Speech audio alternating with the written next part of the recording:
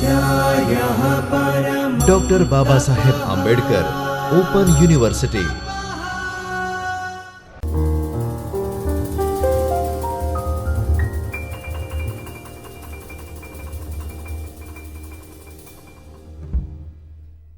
નમસ્કાર. Doctor Baba Saheb Ambedkar open યુનિવર્સિટીના ચૈતન્ય સ્ટુડિયોમાં આપનું સ્વાગત છે. હું છું ડૉક્ટર વિનોદ માજીરાણા.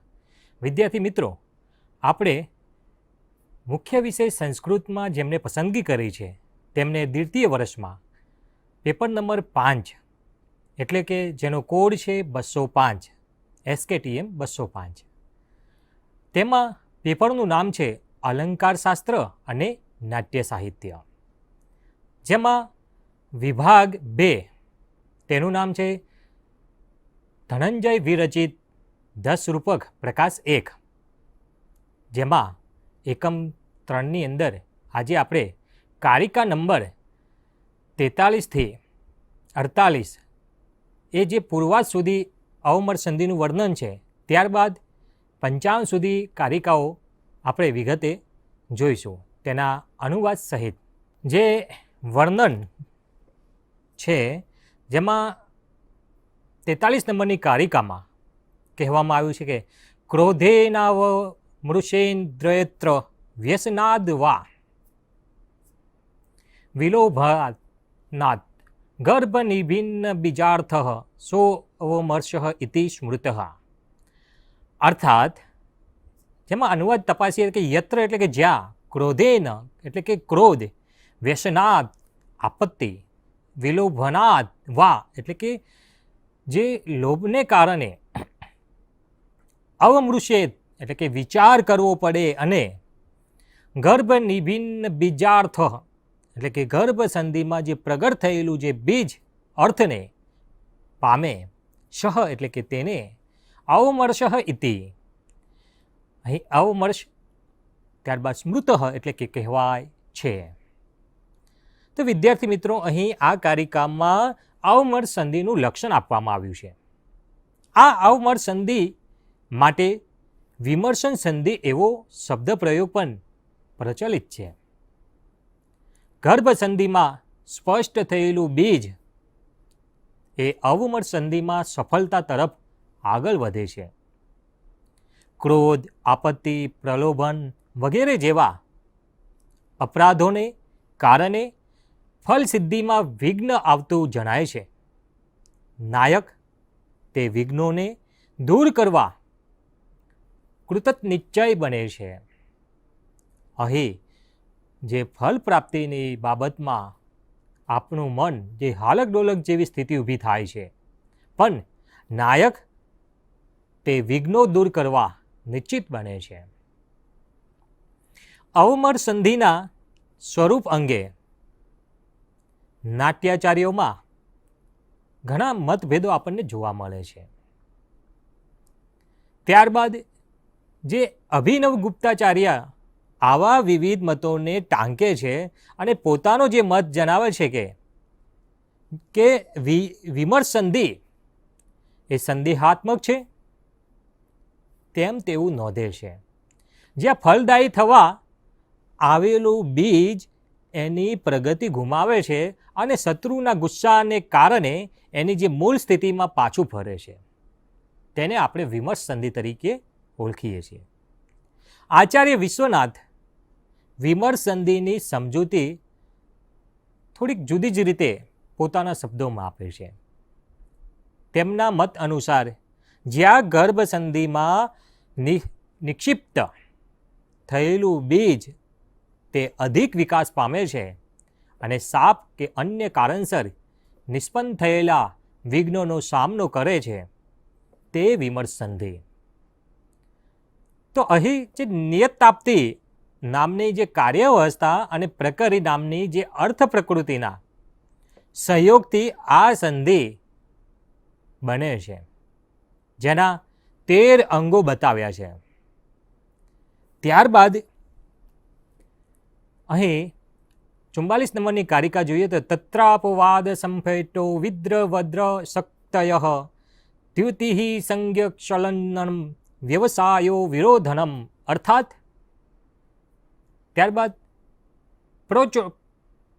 પ્રરોચના વિચલન માદાનમ ચ ત્રયોદશ.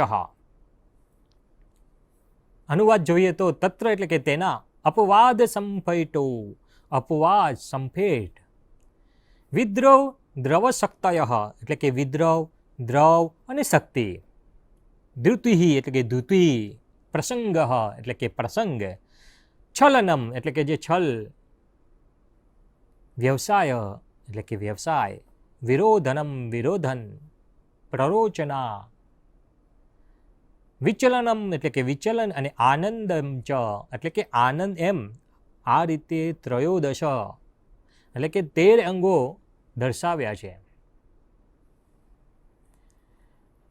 તો આપણે જોઈએ તો આની અંદર 1.5 કારિકા જેટલા અંશમાં આપણને અવમર્ત સંધિના 13 અંગોની સૂચિ આપવામાં આવી છે, જેમાં દોષ પ્રખ્યાપવાદ સ્યાત સંફેટો રોષભાષણમ તેમ જણાવ્યું છે. અર્થાત જે કે વિદ્રવો બંધાદી દ્રવો ગુરુતિ સ્ફૂર્તિ. તો અહીં જે દોષ પ્રખ્યા, ત્યારબાદ કોઈક પાત્રના દોષનું વર્ણન તે અપવાદ.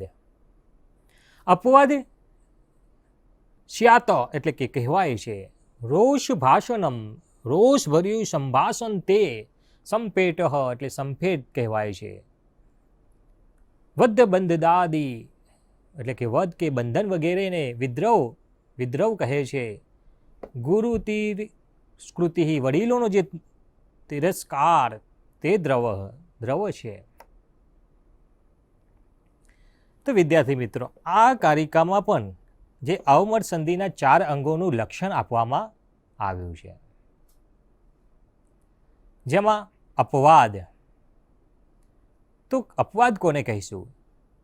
તો કોઈ પણ પાત્રના દોષ દર્શનને અપવાદ કહે છે. અહીં નાટ્ય દર્પણકાર નોંધે છે કે અન્ય પાત્રના જ નહીં પણ પોતાના પણ દોષ પ્રગટ કરવામાં આવે તે અપવાદ છે. આ સંધ્યંગની યોજના કોઈ પણ રસભાવ વિષયક રૂપમાં યથોચિત સંભવે છે. ત્યારબાદ વાત કરીએ કે સંફેટ એટલે કે જે રોષપૂર્વકના સંભાષણને સંફેટ કહે છે. અહીં પાત્રો વચ્ચે થતા ઉત્તર પ્રત્યુત્તર ક્રોધને અભિવ્યક્તિ કરે છે. વીર રસ પ્રધાન નાટકોમાં આ સંધ્યંગ વિશેષ જોવા મળે છે. ત્યારબાદ ત્રીજા ક્રમાંક પર જોઈએ તો વિદ્રવ, કે જ્યાં કોઈ પાત્રનો વધ કરવામાં આવે અથવા તો તેને બંધનમાં નાખવામાં આવે તેને વિદ્રવ કહે છે. સાહિત્ય દર્પણકાર આચાર્ય વિશ્વનાથના મતાનુસાર ભય કે ત્રાસથી જન્મેલો ગભરાટ તે વિદ્રવ કહેવાય છે. અહીં આપણે એ સમજવું જોઈએ કે ભરત મુનિએ વિદ્રવને ગર્ભસંધિમાં સ્થાન આપ્યું છે. અને ચોથો ભેદ જોઈએ તો દ્રવ એટલે જે ગુરુજનોનો કે વડીલો માટે તિરસ્કારપૂર્ણ વચન એટલે દ્રવ, શોક કે ક્રોધને વશ થઈને ગુરુજનો પ્રત્યે આવા વાક્યો બોલાય ત્યારે તેને દ્રવ નામનું સંધ્યંગ છે એવી સ્પષ્ટતા સાહિત્ય દર્પણકારે આપી છે. ત્યારબાદ 46 નંબરની કારિકા જોઈએ તો વિરોધ શમનમ શક્તિ સ્તર્જનો દ્વય જન દ્યુતિ ગુરુ કીર્તનમ પ્રસંગ છલનમ ચાવ અન્નનમ. અર્થાત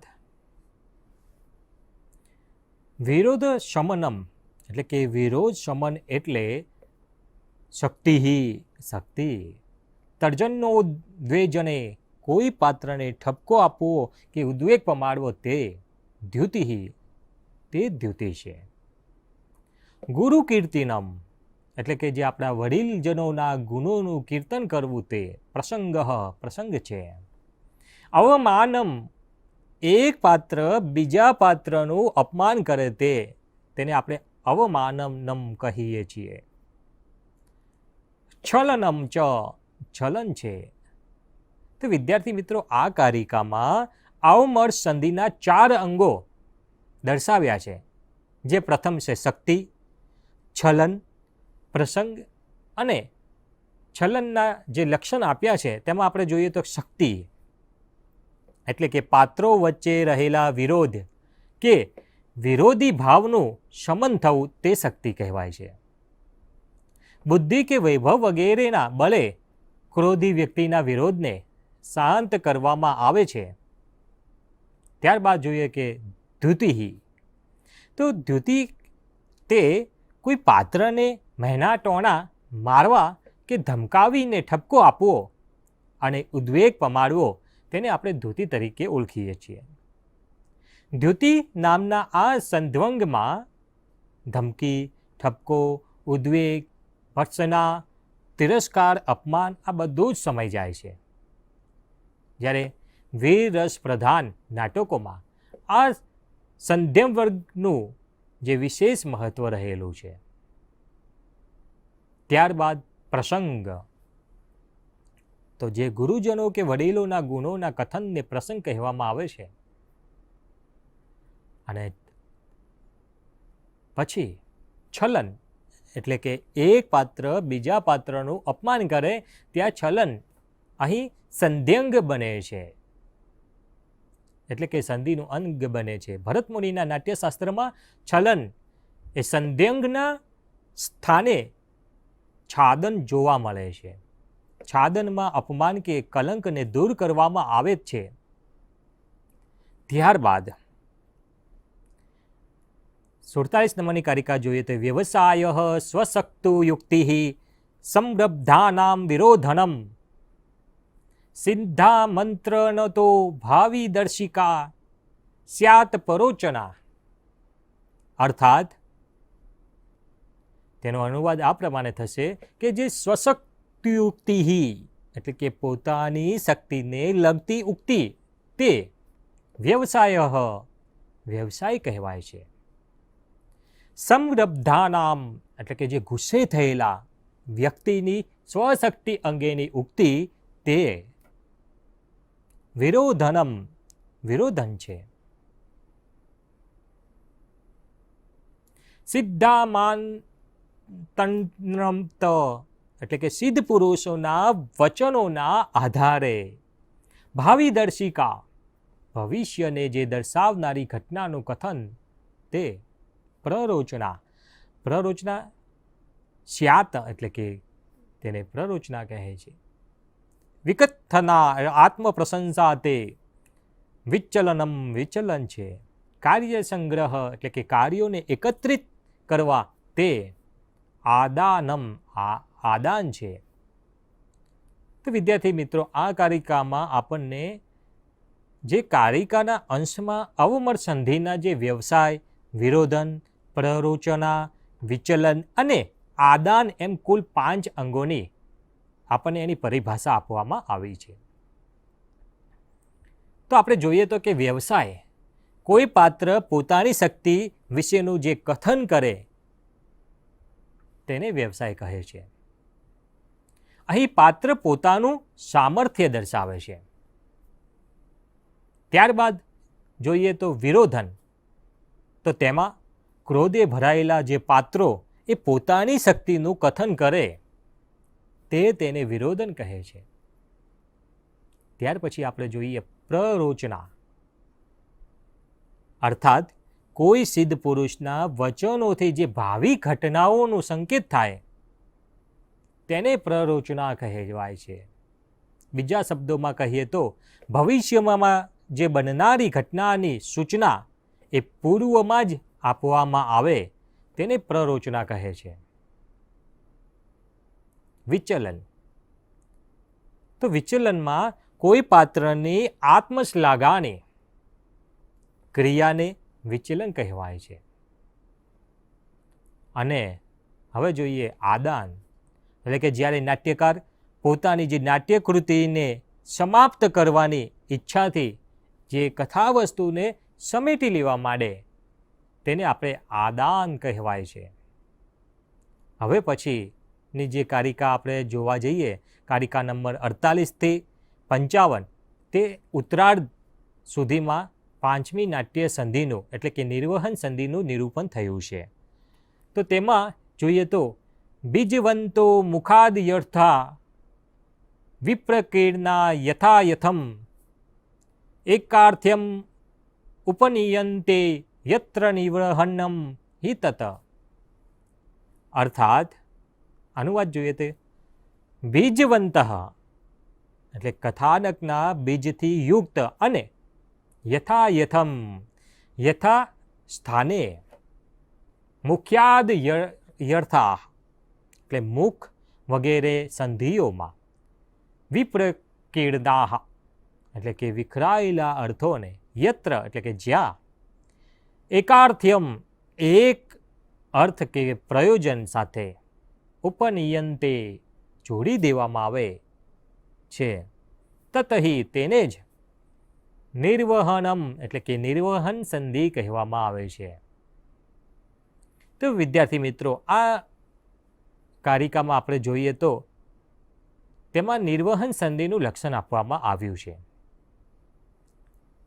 જેમાં રૂપકની જે મુખ, પ્રતિમુખ, ગર્ભ અને અવમર્શ એમ 4 સંધિઓમાં રહેલા જે વિવિધ કથાસૂત્રોને નિર્વહન સંધિમાં એકત્રિત કરીને મુખ્ય પ્રયોજનની સિદ્ધિ માટે જોડી દેવામાં આવે છે.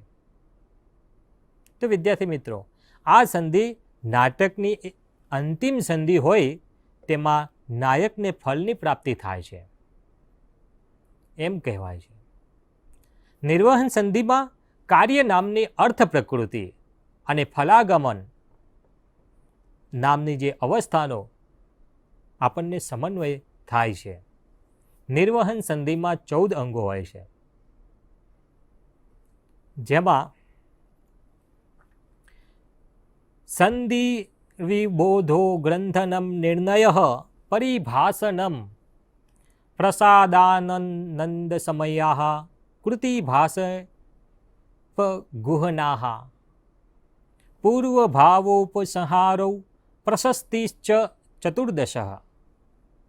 અર્થાત અનુવાદ જોઈએ કે સંધિ એટલે કે સંધિ, વિબોધ એટલે કે વિબોધ, ગ્રંથનમ એટલે કે ગ્રંથન, નિર્ણય એટલે કે નિર્ણય, પરિભાષણમ એટલે કે પરિભાષણ, પ્રસાદાનંદ સમય એટલે કે પ્રસાદ, આનંદ અને સમય, કૃતિભાષો ઉપગુહના એટલે કે કૃતિ, ભાષા, ઉપગુહન, પૂર્વભાવોપસંહારો એટલે કે પૂર્વભાવ, ઉપસંહાર, પ્રશસ્તિચ અને પ્રશસ્તિ એમ આ 14 એટલે કે 14 અંગો આપણને જણાવ્યા છે.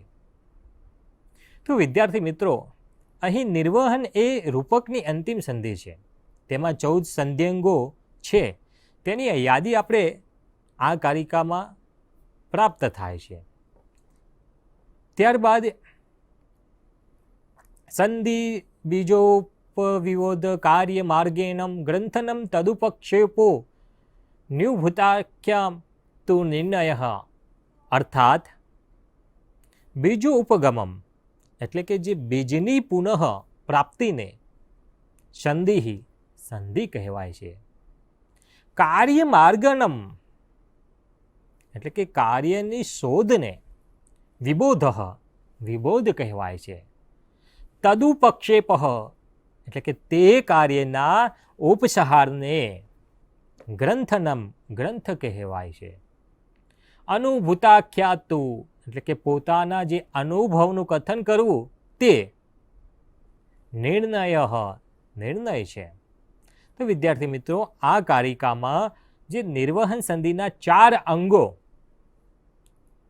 તો જેમાં આપણે ક્રમ પ્રમાણે જોઈએ તો સંધિ, વિબોધ, ઉપસંહાર અને નિર્ણયની અહીં સમજૂતી આપણને આપવામાં આવી છે. બીજોપગમનમ એટલે કે જે બીજનું પુનઃ અન્વેષણ, પુનઃ પ્રાપ્તિ તેમ જાણી શકાય.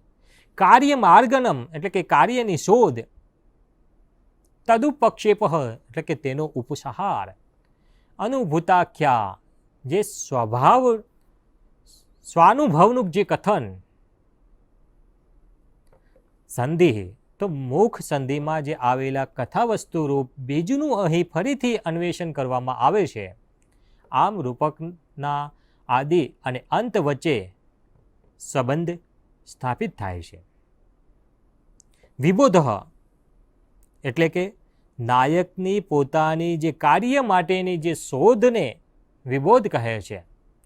નાયકે પૂર્વકાલે જે કાર્ય કરવાની પ્રતિજ્ઞા કરી હોય તેને અહીં ફરીથી યાદ કરવામાં આવે તેમ અહીં બતાવ્યું છે. ગ્રંથન તો ગ્રંથન કોને કહીશું? તો કે અગાઉ દર્શાવેલ વિબોધ નામના સંધ્યંગમાં કહેલા કાર્યના ઉપસહારને ગ્રંથન કહેવાય છે. આમાં રૂપકના કથાનકમાં ફેલાયેલા સમસ્ત કાર્યનું એક સ્થળે સમાહરણ કરવામાં આવે છે. ત્યારબાદ નિર્ણય અર્થાત નાયક પોતાના અનુભવનું જે વર્ણન કરે તેને નિર્ણય કહેવાય છે. તો વિદ્યાર્થી મિત્રો, અહીં આપણે 52 નંબરની કારિકા જોઈએ તો પરિભાષા મિથો જલ્પ પ્રસાદ પર્યુપાસનમ આનંદો વાચિત્તા વાપ્તિ સમયો દુઃખ નિર્ગમ. અર્થાત તો તેનો અનુવાદ આ પ્રમાણે થાય. મિથ એટલે કે અંદરો અંદરના જે જલ્પ એટલે કે વાર્તાલાપને પરિભાષા કહે છે. પર્યુપાસનમ એટલે કે પ્રસન્નતા કરવાના જે પ્રયત્નને પ્રસાદ તરીકે ઓળખાય છે. વાંછિતા વાપ્તિ એટલે કે જે ઇષ્ટ વસ્તુની પ્રાપ્તિને આનંદ તરીકે ઓળખાય છે. દુઃખ નિર્ગમ દુઃખની સમાપ્તિને સમય કહેવાય છે. વિદ્યાર્થી મિત્રો, આ કારિકામાં જે નિર્વહન સંધિના 4 અંગો અનુક્રમે પરિભાષા, પ્રસાદ, આનંદ અને સમયનું નિરૂપણ કરવામાં આવ્યું છે. પરિભાષાને સમજીએ તો જે નાટ્યગત પાત્રોની પરસ્પરની જે વાતચીત કે જે કાર્યસિદ્ધિની સૂચક હોય છે તેને આપણે પરિભાષા તરીકે ઓળખીએ છીએ. જેમ કે સાહિત્ય દર્પણ પ્રમાણે પરનિંદા સૂચક ભાષણ તે પરિભાષણ છે, જ્યારે નાટ્ય દર્પણ પ્રમાણે જોઈએ તો સ્વનિંદા સૂચક ભાષણ એ પરિભાષણ છે. ત્યારબાદ આપણે પ્રસાદ. તો પ્રસાદ કોને કહેવાય? નાયક વગેરે કોઈ પાત્રને પ્રસન્ન કરવાનો જે પ્રયત્ન તે પ્રસાદ કહેવાય છે. અહીં નાટ્ય દર્પણકાર પ્રસાદને ઉપસ્થિત કહે છે. ઉપસ્થિત એટલે કે સેવા. અને ત્યાર પછી અનુક્રમે આનંદ એટલે કે ઈચ્છિત ફળની જે પ્રાપ્તિને આનંદ કહેવાય છે. અભિનવ ગુપ્તાચાર્ય પ્રમાણે અનેક ઉપાયો દ્વારા પાર્થિત અને ભવિષ્યમાં જે નિરંતર અવિયુક્ત સ્થિતિને પ્રાપ્તિને આનંદ તરીકે ઓળખાય છે. અને ત્યારબાદ આવે છે સમય. તો નાયક આદિના જે દુઃખની સમાપ્તિ જ્યાં થાય છે તેને સમય તરીકે ઓળખી શકાય છે. ત્યારબાદ કૃતિ લબ્ધાર્થ સમનમ માનાદિ યાપ્તિચ ભાષણમ કાર્યદ્રષ્ટ યદભૂત પ્રાપ્તિ પૂર્વ આવોપ્ત ગુહને. અર્થાત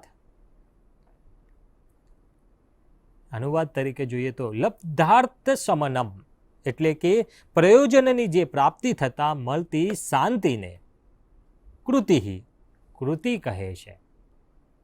માનાયત પ્રાપ્તિ ચ અર્થાત માન વગેરેની જે પ્રાપ્તિને ભાષણમ કહેવાય છે, એટલે કે ભાષણ કહે છે. કાર્ય દ્રષ્ટય ભૂત પ્રાપ્તિ, એટલે કે કાર્યનું જે દર્શન કરવું તે અને અદ્ભુત વસ્તુની પ્રાપ્તિ કરવી તે. પૂર્વ ભાવોપગુહને અનુક્રમે જે પૂર્વ ભાવ અને ઉપગ્રહન એમ કહેવાય છે. તો વિદ્યાર્થી મિત્રો, આ કારિકામાં જે નિર્વહન સંધિના 4 અંગો જો ક્રમ પ્રમાણે જોઈએ તો કૃતિ, ભાષણ, પૂર્વભાવ અને ઉપગ્રહનનું લક્ષણ આપણને જોવા મળે છે. કૃતિ એટલે કે પ્રયોજનની જે પ્રાપ્તિ થતાં જે પ્રકારે મનની સ્થિતિ એટલે જે સ્થિરતા, શાંતિ કે પ્રસન્નતા પ્રાપ્ત થાય છે તેને કૃતિ કહેવાય છે. ભરત મુનિએ કૃતિના સ્થાને ધૃતિ શબ્દ પણ ઉપયોગ કર્યો છે. ભાષણ, તો ભાષણ કોને કહીશું?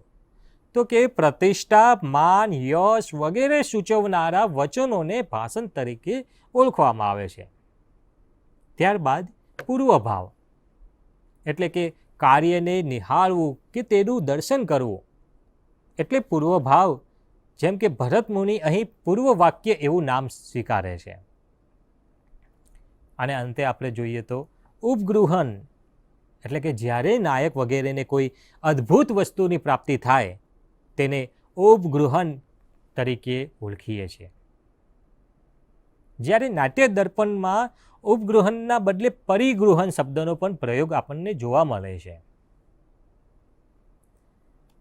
ત્યારબાદ 54 નંબરની કારિકામાં જોઈએ તો વરાપ્તિ કાવ્ય સંહાર પ્રશસ્તિ સંભ સસનમ ઉક્તાંગાનામ ચતુષષ્ટિ સોઢા ચેષામ પ્રયોજનમ. અર્થાત વરાપ્તિ એટલે કે નાયકને જે વરદાનની પ્રાપ્તિને કાવ્ય સંહાર, કાવ્ય સંહાર કહેવાય છે. શુભ સંસનમ અર્થાત શુભના કથનને પ્રશસ્તિ તરીકે ઓળખીએ છીએ. ઉત્તાંગાનામ આ સંધિના કુલ અંગો ચતુઃષષ્ટિ એટલે કે 64 છે. એસામ ચ આ અંગોના ષૌડઃ એટલે કે 6 પ્રકારે પ્રયોજનમ એટલે કે પ્રયોજન તરીકે બતાવ્યા છે. તો આ કારિકામાં નિર્વહન સંધિના છેલ્લા 2 પ્રયોજનનો આપણને કાવ્ય સંહાર અને પ્રશસ્તિનું નિરૂપણ અને ત્યારબાદ બધા મળીને કુલ 64 સંધિના અંગોનો અહીંયા નિર્દેશ કરવામાં આવ્યો છે. આ સંધ્યાંગોના 6 પ્રયોજનો પણ અહીં દર્શાવ્યા છે. તેમાં જોઈએ તો કાવ્ય સંગ્રહ, જેમાં નાયક વગેરેને વરદાનની પ્રાપ્તિ કે ઈચ્છિત વસ્તુની પ્રાપ્ત થાય તેને કાવ્ય સંહાર સંધ્યંગ કહે છે. ત્યારબાદ પ્રશસ્તિ એટલે કે શુભ કલ્યાણની ઈચ્છા કરવી તેને પ્રશસ્તિ કહે છે. પ્રશસ્તિ એ રૂપકનું અંતિમ મંગલ છે અને પ્રશસ્તિની યોજના રૂપકમાં અનિવાર્ય મનાય છે. પારિભાષિક શબ્દ પ્રમાણે તેને ભરત વાક્ય પણ કહી શકાય છે. ત્યારબાદ અંતિમ કારિકા જોઈએ તો ઇષ્ટ સ્યાર્થસ્ય રચના ગોપ્ય ગુપ્તિ પ્રકાશનમ રાગ પ્રયોગસ્યાર્ચર્ય વૃત્તાંત સ્યાનુપક્ષય. અર્થાત ઇષ્ટસ્ય એટલે કે ઈચ્છિત, અર્થસ્ય એટલે કે અર્થની, રચના એટલે કે જે આપણે રચના, ગોપ્ય ગુપ્તિ એટલે કે જે છુપાવવાને યોગ્ય વસ્તુને છુપાવવી, પ્રકાશનમ પ્રગટ કરવા યોગ્યનું પ્રકાશન, પ્રયોગ્યસ્ય એટલે કે રાગ એટલે કે પ્રયોગમાં જે પ્રીતિ, આશ્ચર્ય એટલે કે જે ચમત્કાર અને વૃત્તાંતસ્ય અર્થાત કથા વૃત્તાંતનો અનુપક્ષય વિસ્તાર એમ આ સંધ્યંગના જે 6 પ્રયોજનો અહીં દર્શાવવામાં આવ્યા છે. તો વિદ્યાર્થી મિત્રો, અહીં 5 સંધિઓના જે કુલ 64 જે સંધિ અંગોના જે 6 પ્રયોજનો દર્શાવ્યા છે, તેમાં સંધિ અંગોનો જે 64 જેટલો જે વિસ્તાર જોઈને આપણને એ પ્રશ્ન ઉપસ્થિત થાય છે કે મુખ વગેરે જે 5 સંધિઓ છે, તો પછી આટલા બધા સંધિ અંગોની શી આવશ્યકતા છે? આ પ્રશ્નનો ઉત્તર આપવા માટે આ જે સંધિ અંગોના 6 પ્રયોજનો આપણને અહીં દર્શાવવામાં આવ્યા છે, જેના કારણે આપણે વિગતે આપણને માહિતી પ્રાપ્ત થાય છે. જેમાં નાટ્યશાસ્ત્રમાં ભરતમુનિએ પણ જણાવ્યું છે કે સંધિઅંગોના ઉપયોગથી કવિ પોતાના રૂપકને ઉત્કૃષ્ટ બનાવી શકાય છે. જેમ અંગહીન મનુષ્ય યુદ્ધનો આરંભ કરવામાં અસમર્થ બની જાય છે, તેમ અંગોથી રહિત રૂપક પણ અભિનય માટે અસમર્થ બની જાય છે. સરસ મજાનું ઉદાહરણ આપણને આપ્યું છે. નાટ્યકૃતિનું કથાવસ્તુ ઉતરતી કક્ષાનું હોય તો પણ તેમાં સંધિઅંગોનો ઉચિત ઉપયોગ કરવામાં આવે તો તેના પ્રયોગની સફળતાથી તે શોભી ઉઠે છે. એ જ પ્રમાણે ઉત્તમ કથાવસ્તુ હોય છતાં જો સમુચિત રીતે અંગોનો ઉપયોગ થયો ન હોય તો પ્રયોગહીનતાને કારણે તે રૂપક નબળું ગણાય છે. આથી રૂપકના કવિઓએ દેશ, કાલ અને રસને અનુકૂળ બને તે રીતે પ્રમાણે સંધિઅંગો પ્રયોજવા જોઈએ. આચાર્ય ધનંજયના મતાનુસાર આ સંધિઅંગોના જે 6 પ્રયોજનો આપણને આ પ્રમાણે અહીં દર્શાવ્યા છે, તેની આપણે ચર્ચા કરીએ તો ઇષ્ટ અર્થની પ્રાપ્તિ. એટલે અભિપ્રેત અર્થનું જે નિરૂપણ કરવા માટે સંધિઅંગો જરૂરી છે. નાટ્યના કથાનકને રસભાવને નિષ્પન્ન કરે તેવું બનાવવા ઈચ્છતા કવિએ સંધિઅંગો પ્રયોજવા જોઈએ. બીજી છે ગોષ્યની ગુપ્તી, એટલે કે નાટ્યમાં કોઈ બાબત સંતાડવાની હોય ત્યાં સંધિઅંગ મદદરૂપ બને છે. અને ત્યારબાદ પ્રકાશન, એટલે કે રંગમંચ પર જે પ્રગટ કરવા યોગ્ય હોય તેનું પ્રકાશન કરવા સંધિઅંગ ઉપયોગી છે. પ્રયોગ પ્રત્યે રાગ, એટલે કે નાટ્ય પ્રયોગ પ્રત્યે જે પ્રેક્ષકોને પ્રીતિ જન્મે તે પ્રમાણે કથાનકને પ્રદર્શિત કરવામાં સંધિઅંગ મદદ કરે છે. આશ્ચર્ય, એટલે કે સંધિઅંગોના જે પ્રયોગથી યથાયોગ્ય સમયે ચમત્કૃતિ સર્જન થાય છે.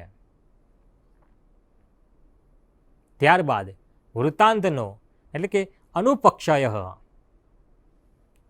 તો કે નાટ્યના કથાનકને ધીમે ધીમે જેમ આગળ વધારીને તેનો વિસ્તાર કરવો, તે સંધિઅંગો મદદરૂપ થાય છે. આ એકમમાં કારિકા 22થી એનો જે ઉત્તરાર્ધથી 55 સુધીની કારિકાઓની આપણે અહીં સંપૂર્ણ રીતે એના અનુવાદ સહિત સમજૂતી બાદ તેમાં નિરૂપિત કેટલાક 5 સંધિઓ અને તેમના કુલ 64 જે સંધિના અંગોનું નિરૂપણ થયું છે, તેમાં 5 અર્થ પ્રકૃતિઓ અને 5 અવસ્થાઓના સંબંધથી 5 સંધિઓ બને છે. અને અર્થ પ્રકૃતિ અને અવસ્થા સાથેના જે સંધિના સંબંધને સરળતાથી યાદ રાખવા માટે આપણે આ પ્રમાણે તેમને કોષ્ટક 1 અને 2માં દર્શાવ્યા છે. જ્યારે 64 સંધિઅંગોને કોષ્ટક 2માં આપણે આ રીતે રજૂ પણ કર્યા છે. એમાંથી આપણે કેટલીક સંધિ, મુખ સંધિ, પ્રતિમુખ સંધિ, ગર્ભ સંધિ, અવમર સંધિ અને નિર્વાણ સંધિ, અને એ રીતના આપણે યુનિટનું જે વિષય વસ્તુ સરળતાથી યાદ રહી શકે તે પ્રમાણે કોષ્ટક આ રીતે આપણે બનાવી અને યાદ રાખી શકાય છે. અસ્તુ ધન્યવાદઃ. જયતુ સંસ્કૃતમ, જયતુ ભારત. स्वाध्यायः परमम्